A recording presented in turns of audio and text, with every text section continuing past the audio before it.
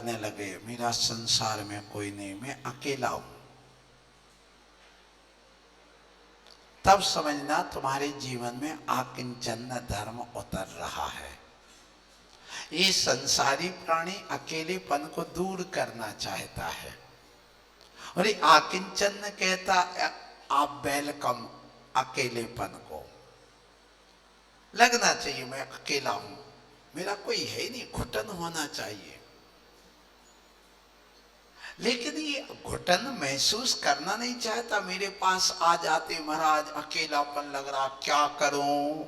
तो शादी कर लो। अकेलापन लगता है तो 2-4 दर्जन बच्चे पैदा कर लो। और अकेलापन लगता तो मोबाइल चला लो, टीवी खोल लो, महफिल में चले जाओ, शादी विवाह में चले जाओ, थोड़ी घुमाओ, पर्यटन कर लो। ये सब क्यों करते हो तुम? उस अकेलापन मिटाने के लिए सारी क्रियाएं करते हो। मोबाइल अकेलेपन को मिटाने के लिए चलाते हो, क्योंकि अकेलेपन में घुटन होती है। अकेलेपन में व्यक्ति को तनाव आता है, शून्यपना आता, यूजलेस अपने आप को व्यक्ति मान रहने लगता है। मैं कोई उपयोगी नहीं, मेरी कोई कीमत नहीं। और कभी कभी इतना अकेलापन, इतना अपने आप को मान लेता है कि हमारा जीवन व्यर्थ है, क्यों जी रहा हूं, मेरा कोई यूज ही नहीं, कोई उपयोग ही नहीं करता, मुझे कोई पूछता ही नहीं। ये क्या है? अकेलापन। और इसी का नाम है क्या? आकिंचन। आकिंचन और कुछ नहीं। आकिंचन का अर्थ किंचित मात्र भी परमाणु मित्यम व्यू रागादीनम तो विद्यते जस्य नविशो जान दी अप्पा सब्बा गंधरो भी। परमाणु मात्र भी मेरा नहीं है। रोम का ये बाल, शरीर का रोम भी मेरा नहीं है। पत्नी पत्नी पति तो छोड़ो, कुछ है ही नहीं मेरा। ऐसे खाली हो जाना अंदर से। बाहर से तो ठीक है, पहले तो बाहर से त्याग कल करा दिया, अब बाहर से खाली हो जाने का नाम उत्तम त्याग धर्म है, और अंदर से खाली हो जाने का नाम आकिंचन धर्म है। ये आकिंचन धर्म में और ब्रह्म, इसमें उत्तम त्याग धर्म में अंतर है। क्यों? सुनिए, आप देखो मूंगफली अभी आने लगी। मूंगफली तो जानते, सींगदाना वो आता है, उसका ऊपर का छिलका होता है और एक अंदर का भी छिलका होता है। बाहर का छिलका जलाने के काम आता है, ईंधन के काम आता है, और अंदर का छिलका निकाल करके अलग करते हैं, उसको भी आपके तेल उसमें भी थोड़ा होता है।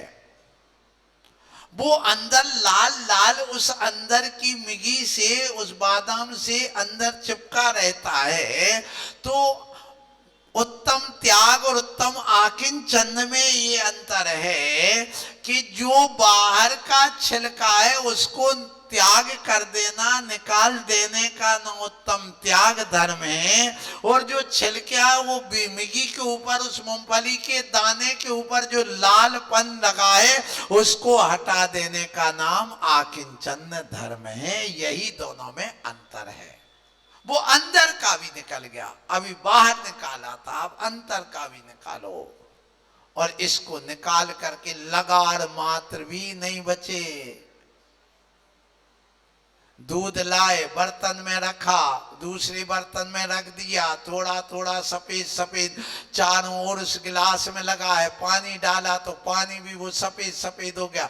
वह लगार मात्र भी, किंचित मात्र भी हमारे पास ना रह जाए राग की, परिग्रह की, उसी का नाम हमारा आकिंचन धर्म है।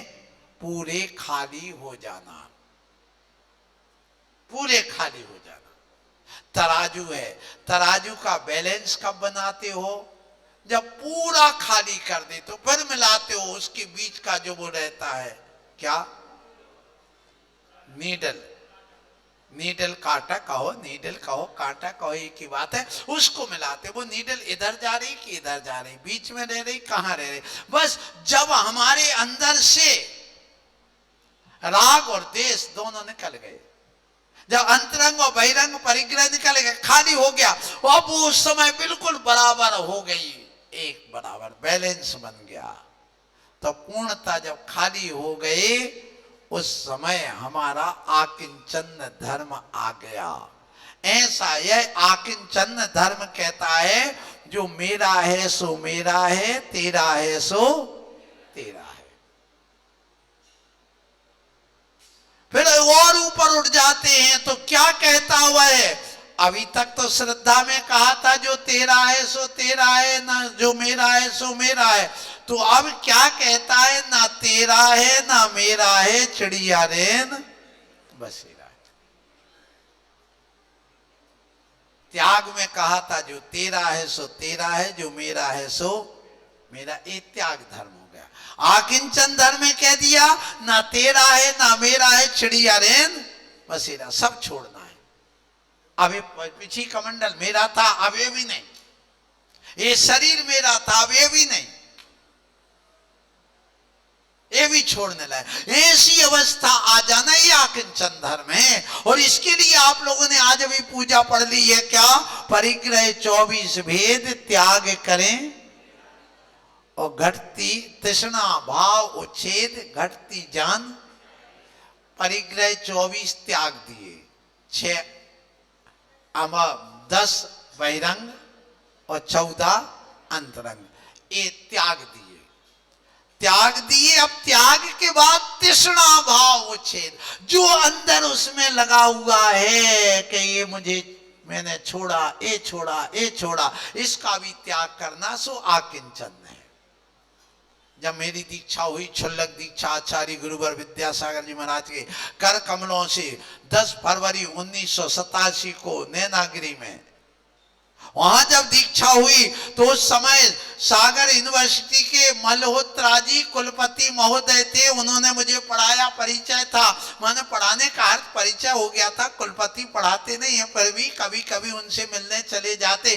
पीएल शर्मा थे, आर.के. जैन साहब थे जो डीन थे फिजिक्स के, केमिस्ट्री के अलग अलग, कांति कुमार सराब वो फिजिक्स के डीन थे, तो उनके पास जाया करता था।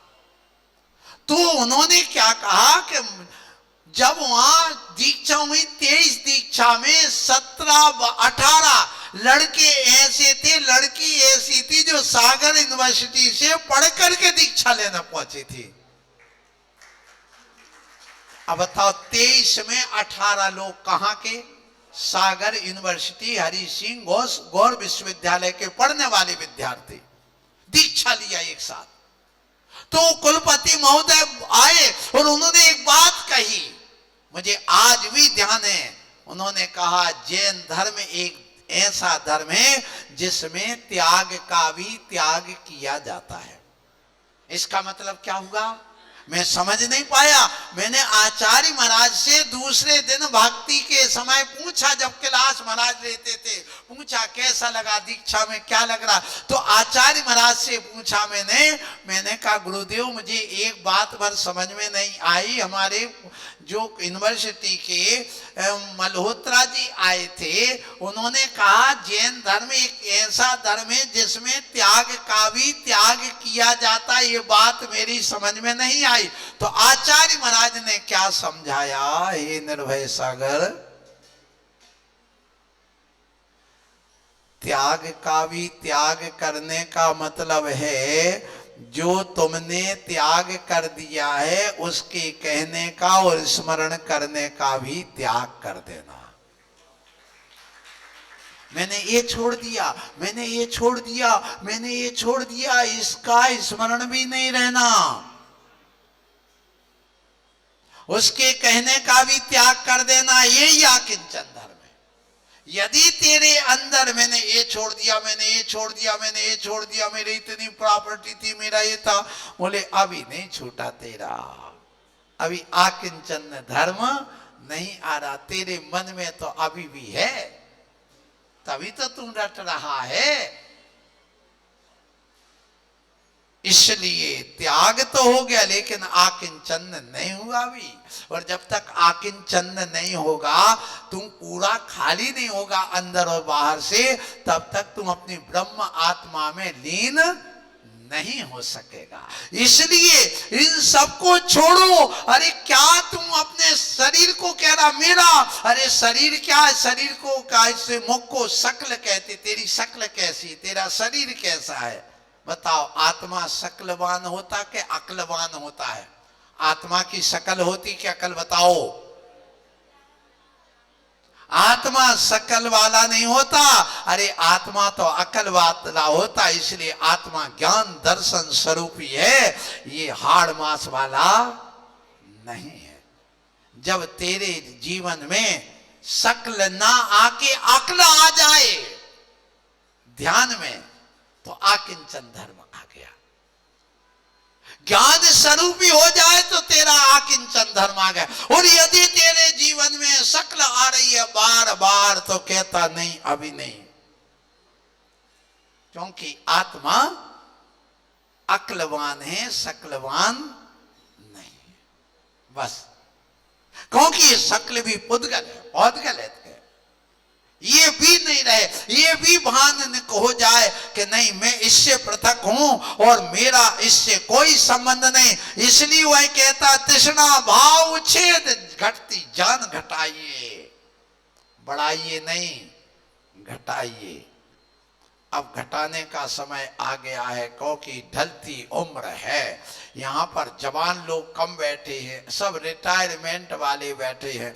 अब घटाओ घटाओ, तन की वजन भी घटाओ, परिग्रह जो रखा है उसको भी घटाओ, घटाते जाओ घटाते जाओ। कितना घटाओ?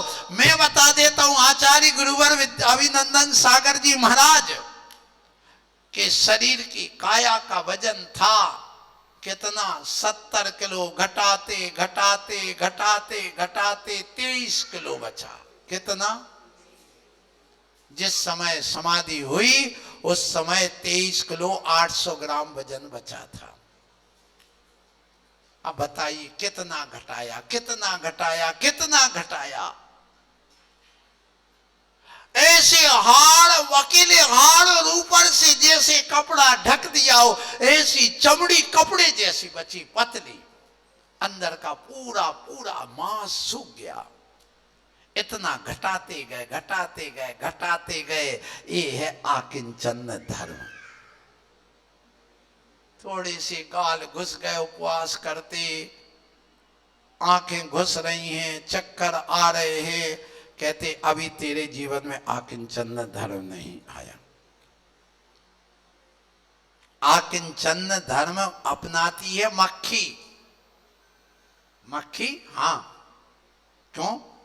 देखिए, जब मक्खी उड़ान भरती है तो मक्खी उड़ान भरते समय अपने पंखों से पीछे के जो बड़ी टांगे होते हैं, उन टांग से पंख को वाइपर का काम बना बना करके उन टांगों से और पंखे को साफ करती रहती है। यदि पंख पर एक कण भी आकर के चिपक जाता है तो उसको उड़ान में बाधा होती है। इसलिए आचार्य महाराज कहते हैं कि हे ज्ञानियों, हे सम्यक दृष्टियों, हे जैनियों, जरा हे भव्य प्राणियों, सोचो कि जब एक मक्खी को एक पंख पर कण भी आ जाए तो उड़ान भरने में बाधा होती है। तेरे पास तो मनोमन टनोटन है, तो मोक्ष की उड़ान कैसे भर सकता है? इसलिए इसको तो छोड़ो, त्यागो, कम करते जाओ करते जाओ करते जाओ। और इतना करो कि बिल्कुल चिंता ही नहीं लगे इस परिग्रह की, क्योंकि परिग्रह चिंता दुख ही मानो। जितना परिग्रह होगा उतनी चिंता होगी, ये निश्चित है। जितना परिग्रह उतनी चिंता।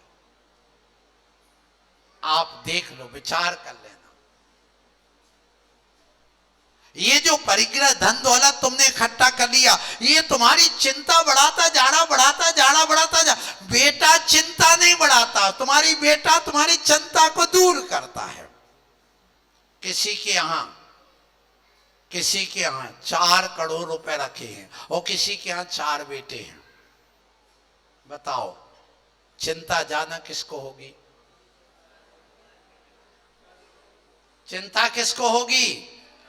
तुम घर में 4 करोड़ रुपए रख करके आए हो कैश, वहां पर 4 किलो सोना रख करके आए हो, और एक व्यक्ति अपने घर में 4 बेटे को छोड़ के आए। बताओ चिंता किसको रहेगी? तो बेटा चिंता का कारण है कि धन दौलत चिंता का कारण है? इसलिए इसको परिग्रह कहा, बेटा को परिग्रह नहीं कहा। हिरण्य स्वर्ण धन दान दासी दास ये सब चिंता है। नौकर भी चिंता का कारण है, कहीं चोरी ना कर ले, कहीं वो छोटे बच्चे को बैठ लोटा के आए जहर ना दे दे, भोजन तो बना रही कहीं जहर ना मिला दे। और यदि घर क्या होगा तो चिंता नहीं होगी। इसलिए कहा ये सब तुम परिग्रह बढ़ा रहे हो, सम्यक दृष्टि नहीं बढ़ा रहे हो। ये समाज को आज तक किसी ने उपदेश क्यों नहीं दिया? क्यों ये बार बार आप लोग इस आगम को उल्लंघन करते करते करते परिग्रह परिग्रह परिग्रह, फ्लैट फ्लैट फ्लैट, गाड़ी गाड़ी गाड़ी, फ्लाइट फ्लाइट फ्लाइट, सब यही चाहिए, फ्लाइट चाहिए, फ्लाइट चाहिए, फ्लैट चाहिए, हैं? और जैन धर्म ही पूरा फ्लैट हो गया। क्या बच्चा बोलो? यहां आकिंचन धर्म की बात कर रहा हूं। 5 तनकसी तन में साले चाय लंगोटी की। मुझ छुल्लक जी को दुख भालती होगी, हमें थोड़ी भालेगी। क्यों? तनक से हो तो ज्यादा दुख होता, मनक हो तो दुख नहीं हो, चिंता नहीं होती। इसलिए मनक चाहिए, तनक नहीं चाहिए। तनक वाले को चिंता है। जैसे कण भर मांस खाने वाला नरक जाता, टन भर खाने वाला नहीं जाता। ये किसने कहा था? सिंहासन पर बैठ करके भूपति भया पढ़ के आए हो। नारद सरक गया और वसु सेती नरक चला गया। राजा वसु नरक चला गया। किस वजह से? मन भर और टन भर की वजह से, कण भर और टन भर की वजह से। कण भर खाने वाला, ऐसे लंगोट मात रखने वाला तो नरक चला जाएगा, और जो टनों टन रखेगा वो कहां चला जाएगा? स्वर्ग और मोक्ष चले जाएगा। ऐसे भी लिखा गया है शास्त्रों में। क्या लिखा गया? भरे दुस्सम काले जिन मुद्दा धार न गंथे, 7.5 करोड़ जैयान गोय भजी अम्मी। जब मैं भिंड पहुंचा, वहां पर पंडित लोग आए। टोडरमल स्मारक के 40 पंडित थे। पंच कल्याणक हुआ, मैं वहां बैठा था। मैंने पंडित जी से पूछे, सबसे बड़े पंडित जी से, कि ये बताओ, उठा लो कोई बात नहीं। मैंने पूछा ये बताओ कि सबसे पहले कि ये बताओ ये किस ग्रंथ में लिखा है, किस ग्रंथ में लिखा है कि 7.5 करोड़ दिगंबर अवस्था को धारण करने वाले मुनि कहां जाएंगे? निगोद जाएंगे। बोले योगसार में। योगसार लाओ। मैंने लोकसार ला के रख दिया। बताओ इसमें कहां लिखा?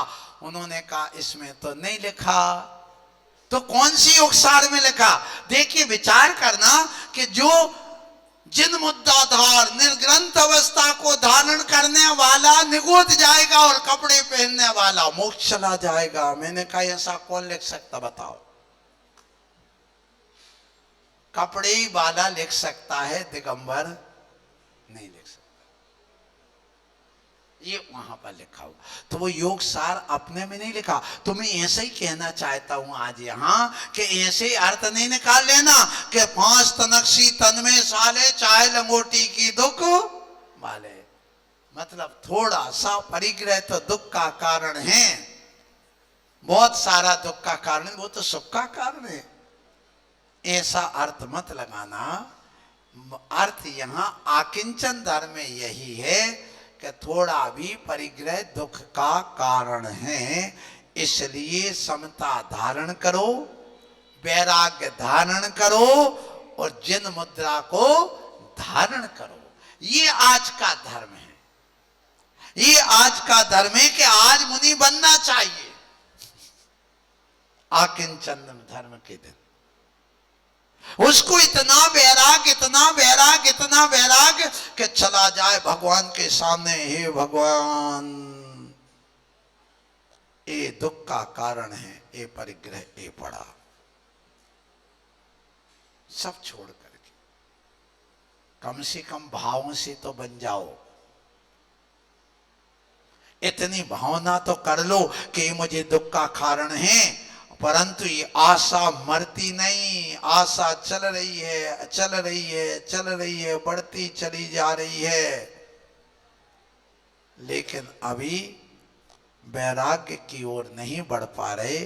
सो आप लोगों से आज के इस धर्म पर यही कहूंगा कि आप लोग आय को खलु शुद्धो दंसन नाण मयो सयारोबी नवी अत्थ मज्ज किंचवी अन्नम परमाणु मित्तम पी।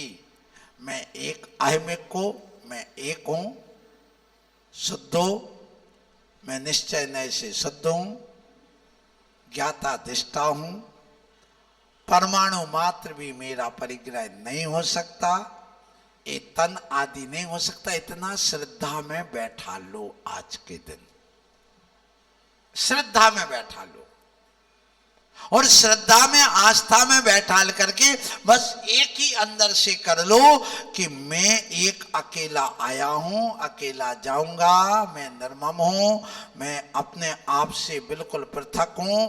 ये सब संयोगी पर्याय है, ये विभाव पर्याय है, ये स्वभाव पर्याय नहीं। बस इतना ध्यान रखो।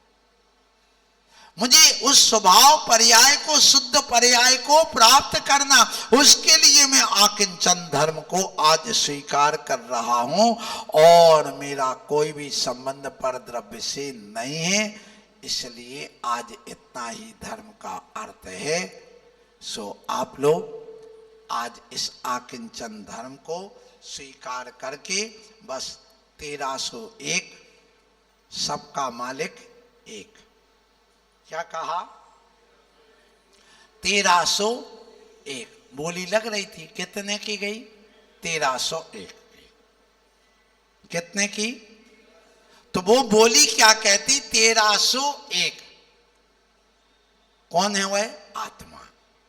आप अकेला अवतरे मरे अकेला हो, या कहूं इस जीव को साथी सगाना, यही आकिंचन धर्म है। 1301 कौन है वह? आत्मा। पर द्रव्य मेरा नहीं, सबका मालिक एक। कौन है वो? आत्मा। सबका मालिक एक, हमारे गुणों का। यदि राग मोह मोह बन गया तो संसार को अपना मानने लगता है, और जब वह अपने गुणों को अपना मानने लगता है, गुण उद्घाटित करता, तो सबका मालिक एक माने अनंत गुणों का मालिक एक आत्मा होता है। उस आत्मा को प्राप्त करो जो अनंत गुणों का, सबका मालिक, अनंत गुणों का, अनंत संपत्ति का, अनंत शक्ति का मालिक कौन है? वह है आत्मा।